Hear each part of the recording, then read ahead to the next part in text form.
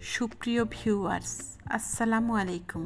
চলে আসলাম আপনাদের সাথে লোভনীয় স্বাদের পারফেক্ট একটি কাশ্মীরি আচারের রেসিপি নিয়ে।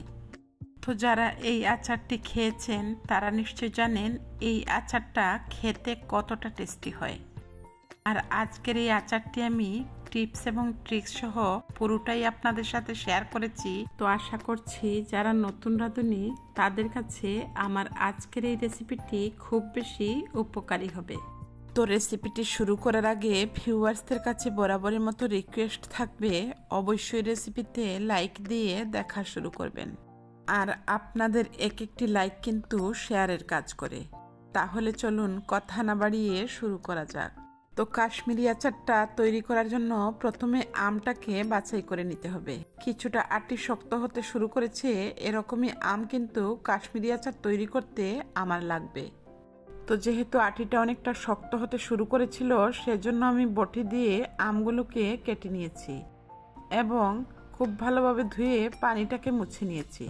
তো প্রত্যেকটা আমকে আমি 6 টুকরো করে কেটে নিয়েছি। তো আপনারা চাইলে 4 টুকরো অথবা 6 টুকরো করেই কেটে নেবেন, এর চাইতে বেশি ছোট করতে যাবেন না। এছাড়া নিয়েছি 6 থেকে 7টি শুকনো মরিচ, এগুলোকে আমি গুল গুল করে কেটে নিয়েছি এবং এর ভেতরের বিচিটা কিন্তু বের করে নিতে হবে। আর এই কাশ্মীরি আচারের আরও একটি ইম্পর্টেন্ট ইনগ্রিডিয়েন্টস হচ্ছে আদা। তো আদাটাকে আমি জুলিয়ান কাট করে কেটে নিয়েছি, আর এখানে 1.5 টেবিল চামচের মতো আদা আছে। এবারে সবচাইতে ইম্পর্টেন্ট বিষয় হচ্ছে যতটুকু আম নেবেন সেই মেজারমেন্ট অনুযায়ী চিনিটাকে অ্যাড করে দিতে হবে। তো আমার এখানে 1.5 কাপের মতো আম ছিল, সেই অনুপাতে আমি 1.5 কাপ চিনি এখানে ব্যবহার করছি। তারপর আমি স্প্যাচুলা দিয়ে নেড়ে চেড়ে আমটাকে ঢেকে রাখবো। আর এখানে কিন্তু কোনো পানি ব্যবহার করা যাবে না।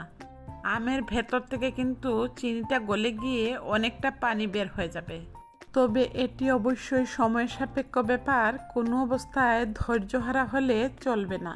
তো ঠিক 15 মিনিট পর আমি একটু চেক করে নিয়েছি, আস্তে আস্তে কিন্তু চিনিটা গলতে শুরু করেছে।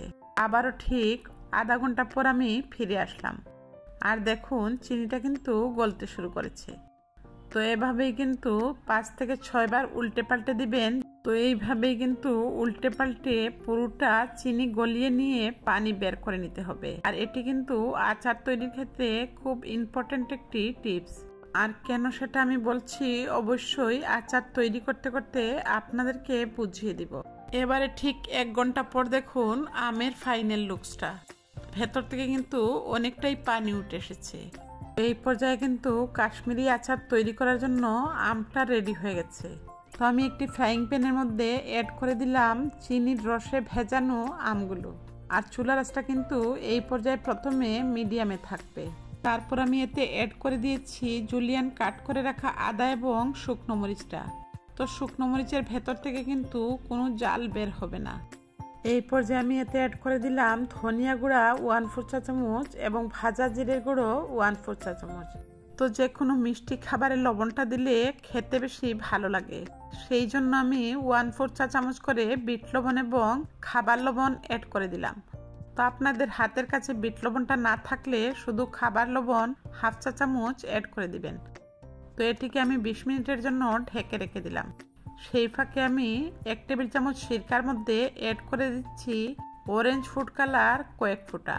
তো ফুড কালারটা কিন্তু সম্পূর্ণই অপশনাল, আপনারা চাইলে স্কিপ করতে পারেন। তবে সিরকাটা কোনো অবস্থায় স্কিপ করা যাবে না যদি আপনি সংরক্ষণ করতে চান। এবারে আমি ঠিক 20 মিনিট হয়ে গেলে এই ফুড কালার মিশ্রিত সিরকাটাকে অ্যাড করে দিব। তো আমি ঢাকনাটা সরিয়ে প্রথমে স্প্যাচুলা দিয়ে নেড়ে চেড়ে দিচ্ছি। আচারটা কিন্তু তৈরি হতে শুরু করেছে। তো ফুড কালার মিশ্রিত সিরকাটাকে অ্যাড করে দিয়ে আবারও আমি স্প্যাচুলা দিয়ে নেড়ে চেড়ে মিশিয়ে নিচ্ছি, যাতে সব দিকে সিরকা এবং ফুড কালারটা মিশে যায়। এই পর্যায়ে আমি চুলার আঁচটা মিডিয়াম টু লোতে রেখে আরও 20 মিনিটের মতো জাল করে নিয়েছি। তো ঠিক 20 মিনিট পর ফিরে আসলাম। ফাইনালি আমার আচারটা কিন্তু তৈরি হয়ে গেছে। তো আচারটা হয়েছে সেটি কেমন করে বুঝবেন? যখন দেখবেন আমগুলোতে ট্রান্সপারেন্ট কালার কিংবা গ্লাসি গ্লাসি একটা ভাব চলে এসেছে, তখনই বুঝে নেবেন আচারটা তৈরি হয়ে গেছে। দেখুন আমার আচারটা কিন্তু পারফেক্টলি তৈরি হয়ে গেছে।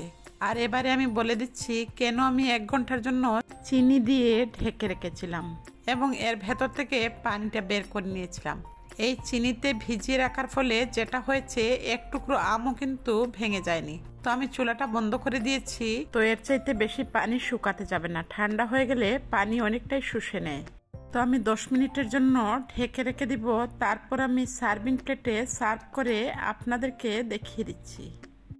তো আমি চেষ্টা করেছি পুরোটা রেসিপি আপনাদের সাথে টিপস এবং ট্রিক্স সহ তুলে ধরার। তো আপনারা যদি প্রত্যেকটা স্টেপ হুবহু ফলো করেন তাহলে আপনাদের কাশ্মীরি আচারটা কিন্তু এরকমই গ্লাসি গ্লাসি এবং পারফেক্ট হবে, আর এক টুকরো আমও কিন্তু ভেঙে যাবে না। তো আশা করছি আমার আজকের এই দুর্দান্ত স্বাদের কাশ্মীরি আচার রেসিপিটি আপনাদের কাছে ভালো লেগেছে। তো আচারের মৌ গন্ধে কিন্তু ঘরময় ছড়িয়ে গেছে। এবারে আমি আপনাদেরকে খেয়ে রিভিউ দিচ্ছি আচারটা কতটা পারফেক্ট এবং টেস্টি হয়েছে।